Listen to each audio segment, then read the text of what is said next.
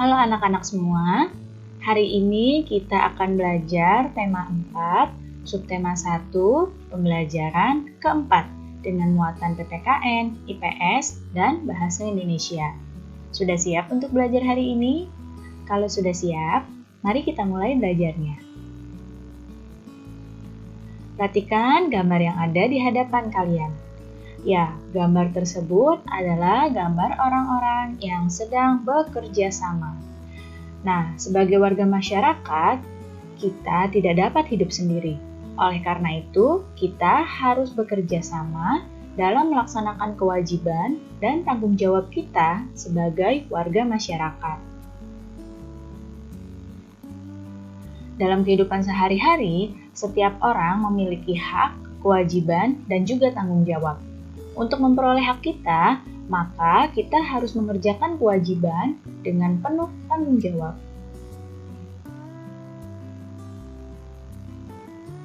Nah, berikut adalah contoh tanggung jawab sebagai warga masyarakat.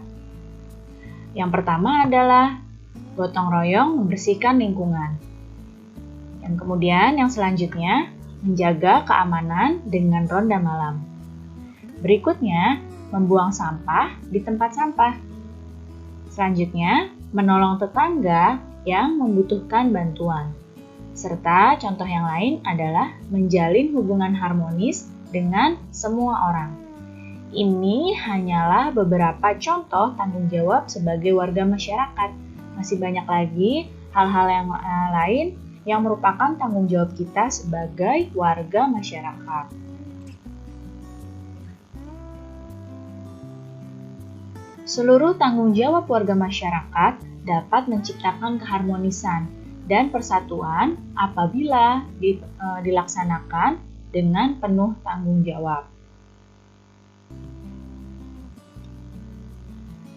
Nah, lihat di sini ada sekelompok anak yang sedang belajar bersama. Jadi, Siti, Dayu, Beni, Edo, Lani, dan Udin, mereka adalah teman satu kelompok. Mereka sedang mengerjakan tugas kelompok untuk membuat pantun. Mereka bekerja sama dengan baik. Tidak ada satu anggota pun yang tidak melaksanakan tanggung jawabnya dalam kelompok tersebut. Nah, setelah bekerja sama, inilah hasil pantun yang dibuat oleh mereka. Yang pertama, burung camar di tepi pantai. Pantai indah banyak ombaknya. Jadilah kamu anak yang pandai, sudah pasti banyak temannya. Nah, tugas yang pertama mereka membuat pantun yang ini. Kemudian selanjutnya tugas yang kedua, pantunnya, indah nian burung kakak tua, terbang tinggi tanpa ragu. Telah lama tidak bersua, hati sedih karena rindu. Berikutnya, tingkap papan kayu persegi, sampan sakat di pulau angsa, indah tampan karena budi, tinggi derajat karena bahasa. Yang pertama ini adalah pantun jenis pantun kanak-kanak. Yang ini. Kemudian, pantun yang kedua ini adalah jenis pantun muda. Dan pantun yang ketiga adalah jenis pantun tua. Kita ingat kembali apa itu jenis pantun kanak-kanak, pantun muda, dan juga pantun tua. Yang pertama, penggolongan pantun ini sesuai dengan siklus kehidupan. Ya, yang pertama ada pantun kanak-kanak. Ini adalah pantun yang berisi tentang kehidupan masa anak-anak. Biasanya pantun ini berisi nasihat agar seorang anak menjadi manusia yang berbudi pekerti luhur. Biasanya juga berisi pengalaman tentang kehidupan masa anak-anak. Pantun selanjutnya adalah pantun muda. Pantun ini berisi kehidupan masa muda. Biasanya berkaitan tentang perjuangan meraih cita-cita atau perasaan kasih sayang. Kemudian, pantun yang selanjutnya adalah jenis pantun tua, yaitu pantun yang biasanya berisi nasihat dari orang tua kepada anaknya. Nasihat ini mengenai kehidupan, budaya, pendidikan, atau agama. Nah, kita lihat lagi pantun yang tadi dibuat oleh teman-teman kalian. Ya, yang pertama ini adalah pantun kanak-kanak. Pada pantun ini kita bisa melihat pantun ini berisi nasihat agar seorang anak menjadi manusia yang berbudi pekerti luhur, ya. Nah, di sini bisa dilihat dari baris ketiga dan baris keempat. Nah, jadilah kamu anak yang pandai, sudah pasti banyak temannya. Di sini maknanya bahwa jika kita menjadi pandai, maka akan memiliki banyak teman. Nah, pantun ini adalah jenis pantun anak-anak. Kemudian tadi pantun yang kedua, kita lihat di sini baris ketiga dengan baris keempatnya. Pantun muda.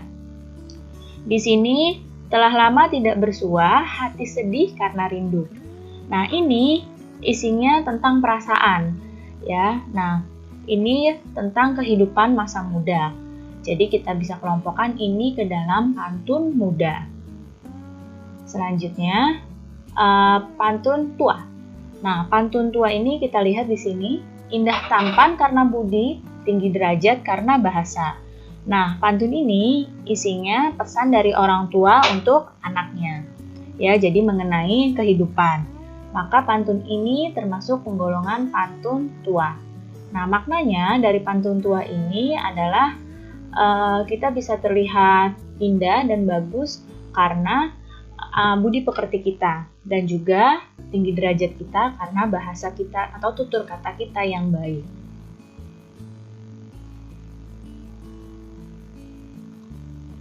Nah, ada seorang anak yang membaca pantun. Merah muda baju si bibi, di tangannya ada bayam seikat. Masalah warga datang bertubi, berkumpullah untuk mufakat. Manusia itu selalu berinteraksi dengan orang lain. Setiap anggota masyarakat menjalin interaksi untuk mencapai tujuan bersama.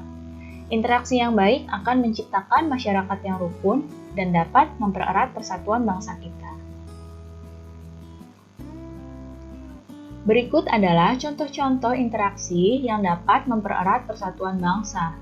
Yang pertama, contoh interaksinya membiasakan musyawarah mufakat dalam mengambil keputusan. Kemudian contoh yang berikutnya, membiasakan tolong-menolong antar warga masyarakat. Jadi jika ada warga yang kesusahan, maka warga di sekitarnya harus saling tolong-menolong untuk yang sedang kesusahan tersebut. Kemudian ikut serta dalam kegiatan kerja bakti atau gotong royong dalam masyarakat. Keikutsertaan kerja bakti ini dapat mempererat persatuan. Kemudian yang selanjutnya, menjaga interaksi yang baik antar warga masyarakat. Ya, jadi bersosialisasi dengan baik antar warga agar hubungan antar warga juga baik. Selanjutnya, membiasakan interaksi yang mengarah pada persatuan. Jadi kegiatan-kegiatan yang mengarah pada persatuan itu harus kita lakukan. Dan yang terakhir, kita harus menghindari interaksi yang mengarah ke perpecahan. Jika ada orang-orang yang mengajak pada interaksi yang mengarah ke perpecahan, harus segera kita hindari dan tidak boleh ikut-ikutan.